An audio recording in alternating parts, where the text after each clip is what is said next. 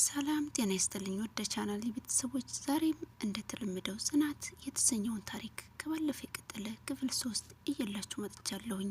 ጽናት ክፍል 3።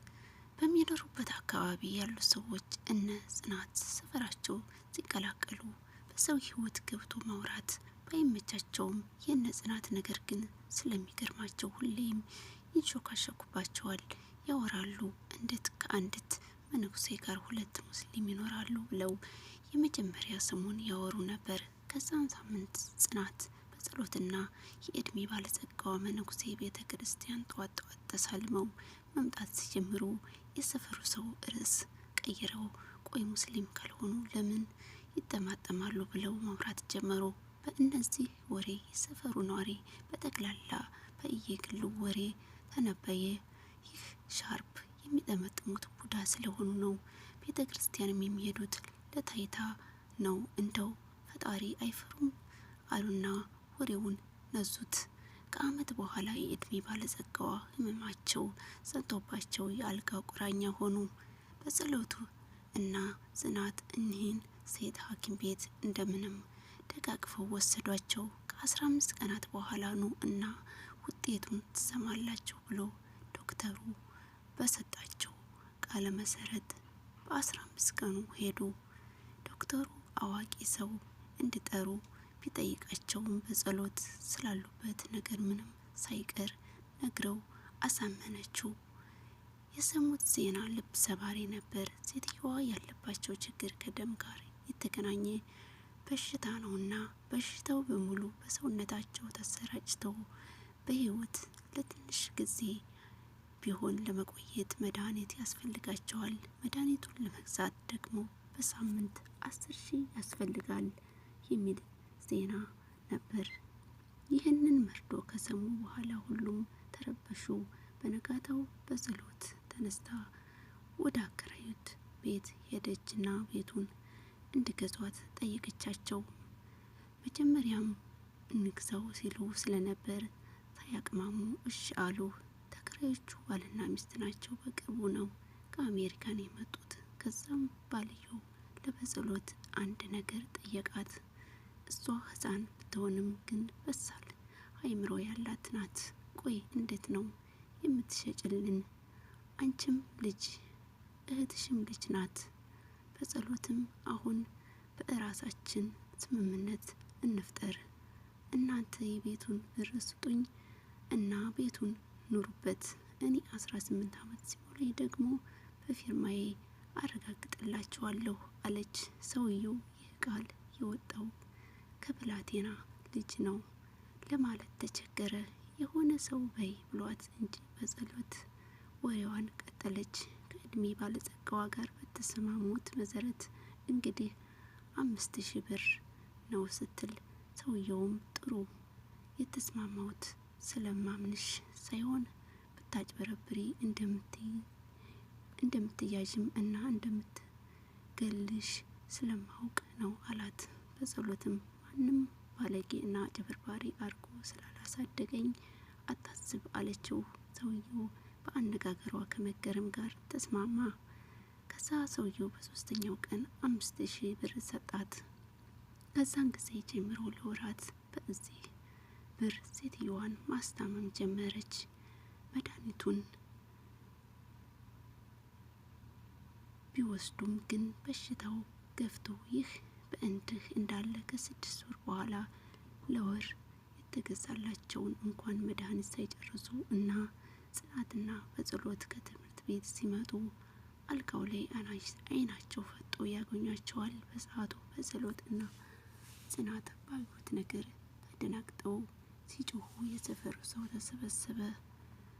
መጥተው ሴትዮዋን ገናዥ መጥቶ ከነሳቸው በኋላ በጸሎት ካስቀመጠችው የቤቱ ብር ለገናዡ ከፈለች። ለንፍሮ እና ለሌሎች ነገሮች ካስቀመጠችው ብር እያወጣች ተጠቀመች። ብሩ ከየት መጣ ብለው የሰፈሩ ሰው በጸሎትን ቢጠይቋትም እና ቢያንጓጥጧትም ቤታቸውን ሸጬ ነው አለቻቸው። የሰፈሩ ነዋሪ ደግሞ አይ በጥንቆላ ያጠራቀሙት ነው ብሎ ፈረጀ። በጸሎትና ጽናት ይህንን የሰፈር ወሬ ባልሰማ እያለፉ ቆዩ። የሆነ ሆኖ የእድሜ ባለጸጋዋን ነገር እና ሀሚታ በተቀላቀለበት መልኩ ቀበሯቸው። የአባታቸው እህት በለቅሶ ሳምንት መጥታ እንደ ማንኛውም ሰው ደርሳ ሄደች። የሰፈሩ ሰው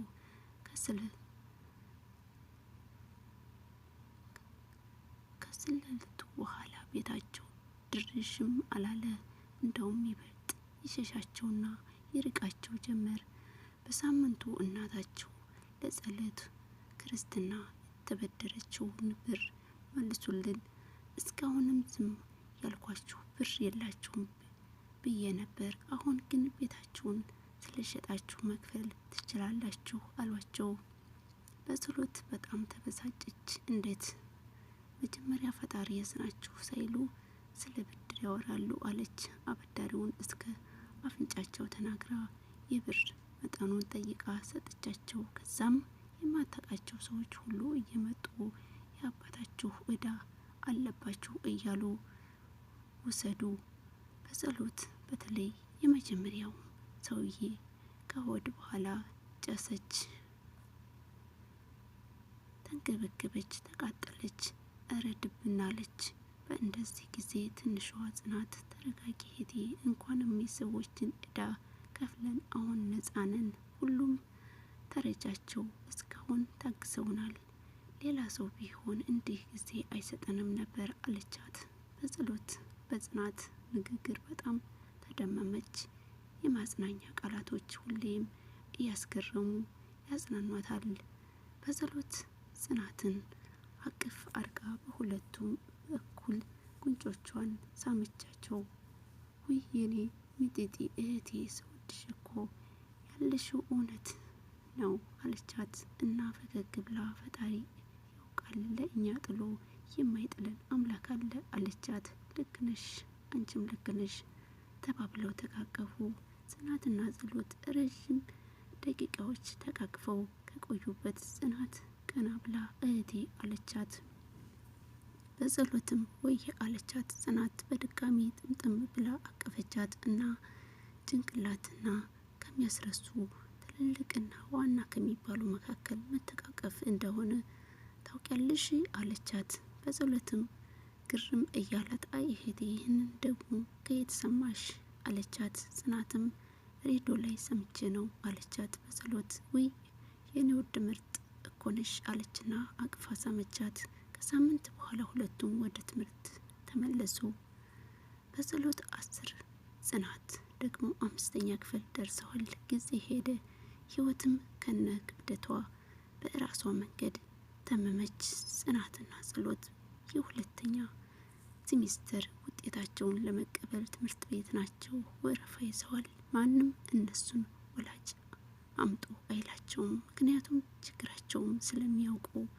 ጽናት ውጤቷን ተቀብላ ከፎቅ ወርዳ እታች እህቷን እየጠበቀቻት ነው።